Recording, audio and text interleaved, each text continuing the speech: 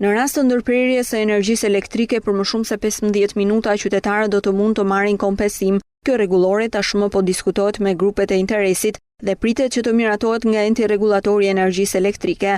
Në qendër të rregullores është përmirësimi i shërbimit ndaj klientit dhe përcaktohet se duke filluar nga 1 shtatori 2016, në rast të mosrespektimit të niveleve të cilësisë së shërbimit, operatori i sistemit të shpërndarjes është i detyruar që të japë një kompensim klientit fundor me kërkesën e këtij të fundit në vlerën e 200 lekëve.